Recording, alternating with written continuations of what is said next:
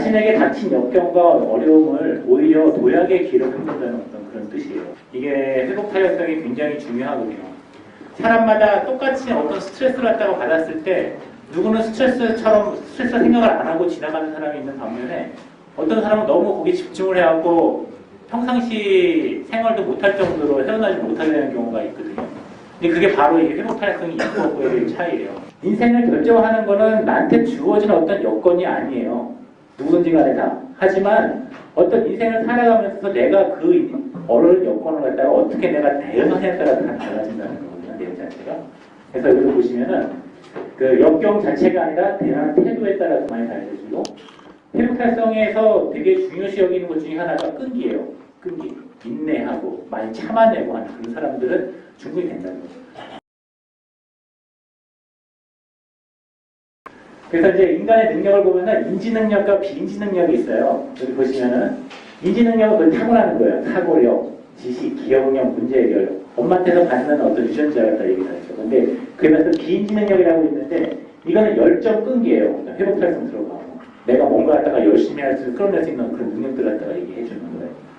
근데 여기 보시면은 학생은 공부를 열심히 하고 또 직장인들은 열심히 일을 할 수 있게 하는 게 결과적으로는 유전자도 물론 중요하긴 하지만 유전자보다는 이 비인지 능력이 더 중요하다는 그런 얘기예요. 그래서 여러분들이 이 비인지 능력은 타고나는 게 아니기 때문에 끊임없이 배우고 노력하고 훈련하면 얻을 수 있다는 얘기죠. 제가. 근데 제일 중요한 거는 뭐 하다가 어느 정도 막혔을 때 그 막힌 걸 갖다가 뚫어내려고 한 길로 가다가 그 길이 안 된다 싶으면 다른 길로 틀어서 그걸 갖다가 하려고 하는 노력이 있어야 되는 거죠. 끈기와 열정이. 그렇게 된다면 맞게 회복 탄력성이 높아진다는 뜻이고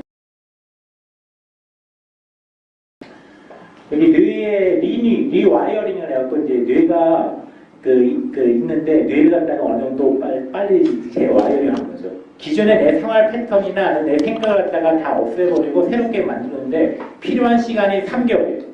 또 몸에서 각성하거나 인식하는 게 뇌도 그렇고 몸도 그렇고 3개월이 굉장히 중요합니다. 3개월을 끌으면은 그 다이어트나 아니면 내가 뭐 하고 싶은 거 따라 했을 때 성공하는 거고 3개월을 못 끌게 되면 없어 실패하는 거예요. 다시 요요가 나타나고 다시 더 뚱뚱해지고 벌어지는 거죠. 회복 탄력성은 아까 비인지 능력이라고 했잖아요. 비인지 능력 자체를 높게 하기 위한 방법이 있는 거예요. 뭐든지 이거죠.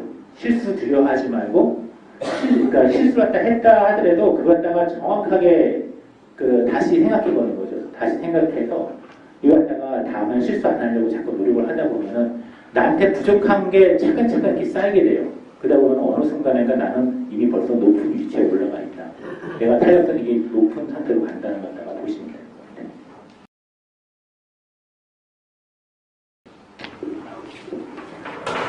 여기 보시면 회복력이 강한 사람들은 여기서 보시면 스타일 자체가 위기 극복 능력이나 조정 능력, 역계단위 회복력 등 본인이 갖고 있는 회복 정도를 갖다 결정하는 거고요. 내가 어떻게 생각하냐에 따라 갖고 또 회복력이 강한 사람들 같은 경우에는 아까도 얘기했지만 실패가 끝이 아니라는 것을 알고 성공하지 못했다고 부끄러워하지도 않는 거죠. 내가 일단 시도했다는 거에 굉장히 큰 가치를 갖다가 주는 거 싫어한대.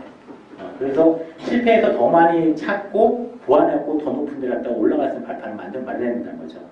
이걸 본다고 했을 때 어떤 문제가 있을 때 내가 이를 갖다가 해내야 되는 일이 있을 때 시도조차 안 한다는 게 문제가 되는 거죠. 시도를 해서 실패라든 성공하든 성공하면 좋고 실패하면 다시 더 뛰어날 수 있는 걸 갖다 새로운 걸 갖다 만들면 되니까 어떤 그런 문제가 생각하는 차원이 다른 것 같아요. 회복 탄력성 성취력을 높이는 방법이 아까도 얘기했지만 첫 번째로 자신과 타인의 장점과 강점을 보면서 존중력을 갖다가 강화시켜주는 거. 그게 첫 번째 제일 중요한 요소고요. 두 번째가 매일매일 감사 명상과 감사 얘기를 쓰면서 긍정적인 어떤 마음의 변화를 갖다가 유도시켜주는 거. 또 세 번째가 운동하면서 내 몸을 튼튼하게 만들어주면 어떤 내 자체가 많이 힘들어도 그 극복할 생명이 금방 생긴다는 자체.